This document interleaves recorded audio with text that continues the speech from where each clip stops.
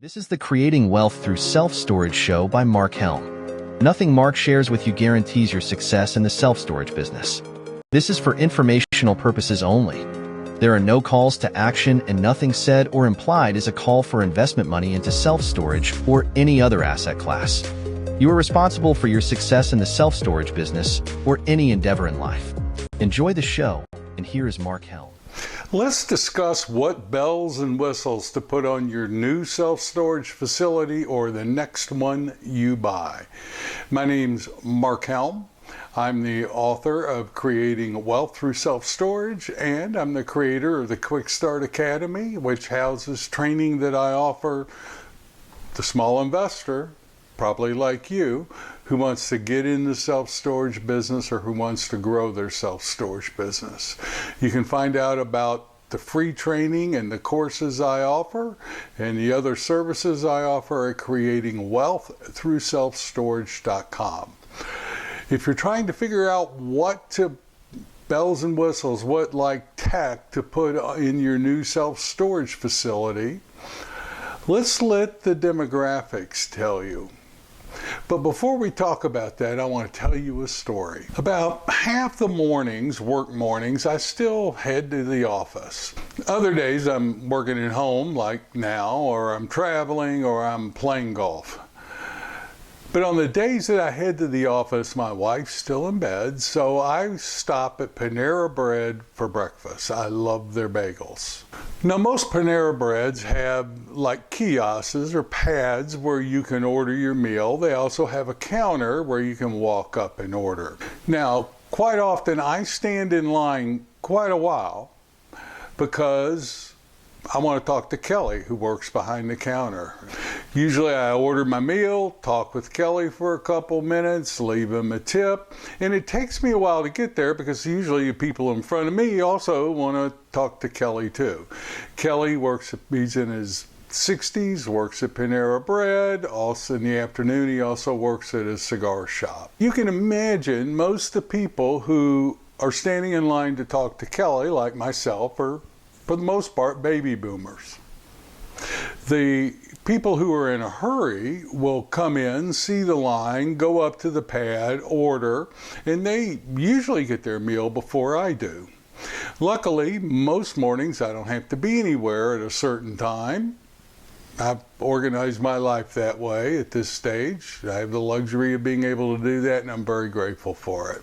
Now, I remember when Panera first started using those kiosks, those pads, I used to sit back and watch people come in and order from them, and I tried to translate that process onto my self-storage business at the time. 10, 12 years ago, we own nothing but large facilities with managers, but by watching that process and seeing who is using them, we started installing kiosks. Kiosks now have evolved to where we have screens and pads in many places. And even with managers, we still offer that service because I saw at that time there was a certain segment of the population that would prefer to use that. Guess what? That segment of the population has grown. 10 to 12 years ago, baby boomers in our storage facilities represented 55 to 75, depending on the facility, % of our customer base. Not so anymore. According to the most recent data I can get, millennials who were born between 1981 and 1996 account for about 38% of the customer base. Gen Z, born between 1997 and 2012, represent about 15% of the customer base, and Gen X, who were born between 1965 and 1980, represent, on average, about 27% of the customer base. So just think about that for a minute. Over 50% of the customer base had pads and phones and screens stuck in their hands when they were toddlers or very young people in order to keep them occupied. That's all they've known. Gen Zs and millennials have grown up and evolved and become adults in the age of rapid technological advances. They grew up using automated hotel check-in. They go to Amazon regularly, probably before they go anywhere else. They look for Airbnbs rather than hotels. They typically will use Uber rather than a taxi. And if they deposit checks, if they ever get checks anymore, they'll use their phone rather than go by a branch office. It's not surprising at Panera Bread, they walk in and use the pads. I've noticed that most of the mom and pop facilities that at least I focus on and I buy are owned by boomers like myself who will stand in line to talk to the Kellys of the world. Our industry has been slow to evolve and slow to change. So back to our subject, what do we offer our customers today? Well, it's actually easy to pull up demographics and to see who your customers actually are. Our feasibility reports define what our trade areas are, and you can pull up demographics in that trade area and get an exact profile of who your customer base is. Now, depending on who your customer base is, if it's over 50% of them are millennials and Gen Zs, which is the average today. So here's my thinking at the moment. At a minimum, we offer, automated access control into the facility, and they have the option of downloading an app and not even having to enter a key code to get in.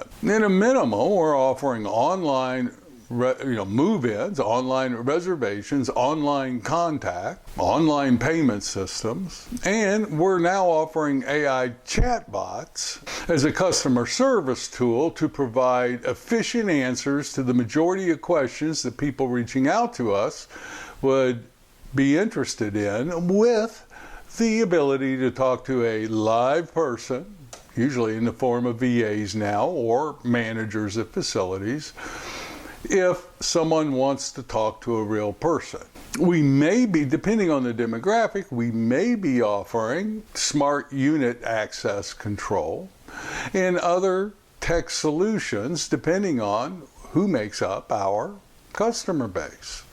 Let the demographics of your trade area inform you what you should be offering. So my thoughts are today that we offer our customer base products and services that they would expect and that they are currently using in other businesses that they do business with. We want to meet our customer base's current expectations and customer experiences in other businesses that they use. And we do this not to be trendy, we do this so that we can create brand loyalty, referrals, and have customers stay for longer periods of time at our facility.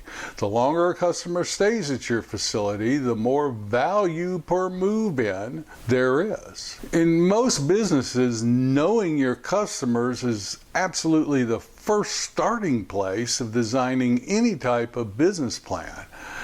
I wonder why it's not so much that in the storage business. Most storage owners don't start there, but you and I do. You and I are playing the long game in the storage business.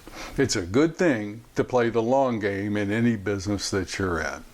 So if you're trying to figure out what to offer, what tech to put in your self-storage facility you're building, you're buying, you're expanding, start with who is your customer base. So that's my thoughts today. Thank you very much. My name's Mark Helm. I'm the author of Creating Wealth Through Self-Storage, and I'm the creator of the Storage World Analyzer. That's the tool we use. We'll enter the cost of putting in whatever high-tech thing we're thinking about, run the numbers, and that will determine if this is a deal worth doing or not. If you're using Excel, great, but I invite you to take a look at the Storage World Analyzer. StorageWorldAnalyzer.com or CreatingWealthThroughSelfStorage.com. Thank you very much, and I look forward to being with you next week.